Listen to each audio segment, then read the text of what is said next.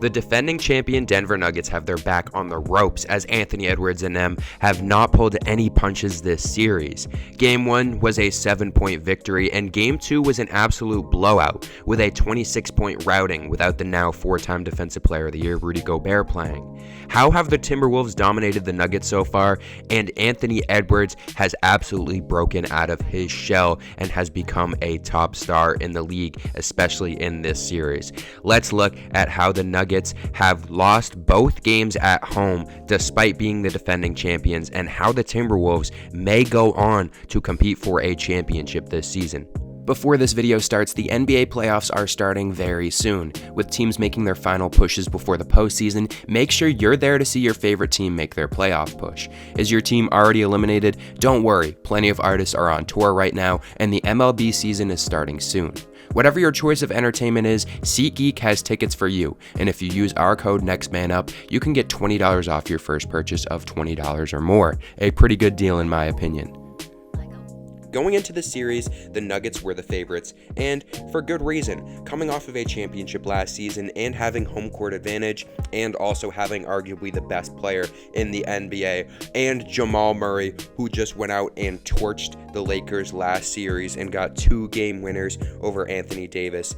They had a good reason why they were the favorites. The Timberwolves also a younger team as well, with Anthony Edwards and that combination of Rudy Gobert and Karl Anthony Towns. We would have to see how they would be able to perform against a team like the Nuggets, and in Game 1 we saw that exactly. Anthony Edwards with 43 points, 7 rebounds, 3 assists, and 2 blocks. Rudy Gobert went out there. He didn't score that much, only 6 points, only 6 shots on the game, but 13 rebounds and 3 blocks. He did exactly what he needed to do. And Jaden McDaniels had 0 points, 0 for 7 from the field, but he contributed. He got 8 rebounds, and he also got a block and had a good plus-minus of plus 14 during that game. The only real issue with the Timberwolves when we're looking at this box score is Nickeil Alexander-Walker, who had a minus 16 plus-minus, playing 23 minutes in this game, but they would still go on to win this game by 7. So how did they come out and beat the Nuggets like that? Well, when we look at the Nuggets, we can look through the whole box score. We can look and analyze what happened throughout this game. Obviously, Nikola Jokic is going to go in there, and he is not going to have a bad game. If Nikola Jokic has a bad game, then the game is not even going to be anywhere near close. He had 32 points, 9 assists, and 8 rebounds, and did pretty much everything he needed to do. But when we look at everything else on here, 7 turnovers, 4 personal fouls, a minus 12 plus-minus. So some little things, he just didn't contribute in every single sense, and at the end of the day, those turnovers are going to come and hurt the Nuggets when he has more turnovers than the rest of the starters on the team combined, which is not a good thing. But also Jokic is holding on to the ball. You can't really blame him when he is the guy that has to go out there and perform. Jamal Murray, 17 points. He shot 6 for 14. He was good. He just didn't come up. Aaron Gordon, 4 for 6 from the field, 9 points. He was good, but in the end, the Timberwolves came away with a victory for a reason. Michael Porter still put up 20 points. But when we look at the starting lineup, the plus-minus for every single player was minus 9 or worse. When we look at the bench, though, every single player coming off of the bench had a plus-minus. And the reason for this, there could be many things, but the only reason why the Nuggets really were close in this game is because of those bench players coming in.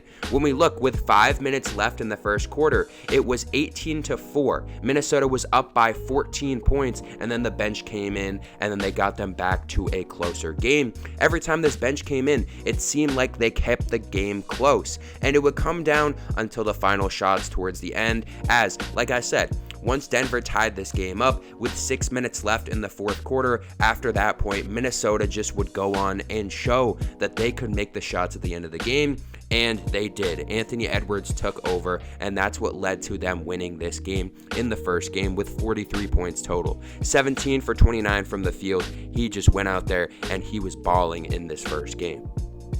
So despite the Timberwolves scoring 106 points in both games, the Nuggets could not keep up as they only put up 80 points in the second game. Karl Anthony Towns and Anthony Edwards would both put up 27 points in this game, and Anthony Edwards only took 17 shots compared to the 29 that he took in the first game. So a very big difference, but when you're up by that much, you play a little bit differently. He had 7 assists in this game, so definitely passing the ball a lot around more, especially since he only had 3 assists in the first game and had a lot less rebounds. And like I said before, Rudy Gobert wasn't playing, but they got scoring off the bench as well, as Nickeil Alexander-Walker would come in and give them 14, and Naz Reid off the bench giving them 14. And they also would have a lot of contributions off the bench as well towards the end of the game, as they were able to unload pretty much the whole bench at the end of the game when they were up by that much.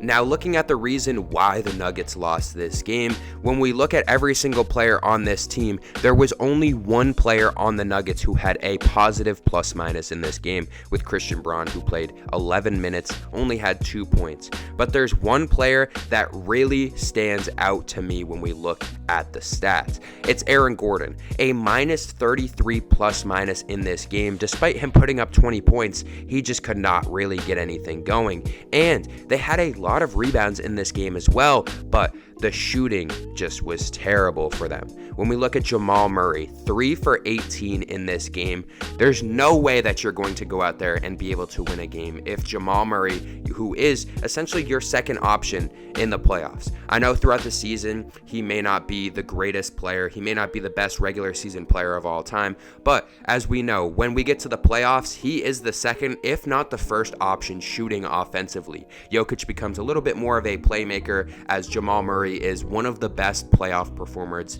of all time. I don't think there's really an argument there. I mean, he has the championship now. In the first series, we saw him go out there and close those games, and the leap that he takes from the regular season to the playoffs is just completely massive. And in this game, he just was terrible. 3 for 18 from the field, 0 for 4 from 3. He did have 13 rebounds and 8 points, but the rebounds aren't going to save you at the end of the day when you lose this game by almost 30 points. Jokic had a Jokic game, 16 points, 16 rebounds, 8 assists, 5 for 13. He just didn't really shoot that much. And Aaron Gordon, like I said, with the worst plus minus on the team, even though he shot the best on the team, going 8 for 14. Michael Porter Jr., 4 for 12, 1 from 7 from the field. The reason why they lost this game is they just shot terribly. And at the end of the day, when you're going up against one of the best defensive teams, I would say probably the best defensive team in the NBA, despite Rudy Gobert not playing their best defensive player, they still went out there and they clamped the Nuggets, and the Nuggets just could not find the basket at all. Now, what does this mean for the rest of the series? The Nuggets down 2 games to nothing. The way that you could look at this, there's a few different angles. You could say the Nuggets only down 2 games, 5 games left. Could they win 4 out of these 5 games? Yes, they're one of the best teams in the NBA for a reason, but when we look at their record at home, 33-8 this season at home, and in the playoffs, they are just a different animal at home. Are they going to be able to go out there and win these games on the road? That is the question, because when they look at the schedule, only 2 home games left. They're going to have to win 2 out of 3 games on the road and make this a 7-game series if they really want to come back. I don't see them winning the next 4 games. I don't think they're going to go out there and destroy the Timberwolves in the next 4 games and make this a 6-game series. I think if they want to win this series, they have to fight and crawl their way to a Game 7, and then they'll be at home. And when it's a 1-game series, Game 7 winner takes all, I'm probably going to take the Nuggets at that point. But if the Timberwolves can go out there and win 1 of 2 games at home, if not win both, I'm not going to predict a sweep here just because the Nuggets are so good, but it's clear. It seems like the Timberwolves want this more. They're going out there. Anthony Edwards is the guy. He is the future of the NBA at only 22 years old. I mean, this guy has everything you want as a franchise player. He has the heart and he has the intangibles to go out there and perform. And the way that you watch him play compared to some of these players in the playoffs, there's not really a knock that you can give Anthony Edwards. When we look at other players in the playoffs, a lot of teams, maybe you criticize Jalen Brunson for the way he plays, foul double baiting maybe Embiid. There's a bunch of other guys you can talk about in the playoffs that a lot of people may not like the way that they play, but Anthony Edwards is just a pure ball player. He's a slasher. He goes in there and does everything he needs to do for the team. And I don't think there's anyone, maybe besides Nuggets fans right now, that don't like Anthony Edwards, but I don't want to talk for everyone. But in the end, I think the Timberwolves really can go out there and win this series, and the quicker they do it, the more rest that they get against either the Thunder or the Mavericks in this next series. And it looks like Anthony Edwards and the rest of this team is really going to go out there and truly compete for a championship, unless Jokic and Jamal Murray can find something in their bag of tricks. If you got to this point in the video, make sure to go down, like, comment, and subscribe if you haven't already. Do you guys think that the Timberwolves will be able to close this series out in the next few games? Or do you guys think that the Nuggets and Colin's favorite player of all time, Nikola Jokic, will be able to come back and win this series in the next few games? Let me know down below, and I'll see you guys in the next one.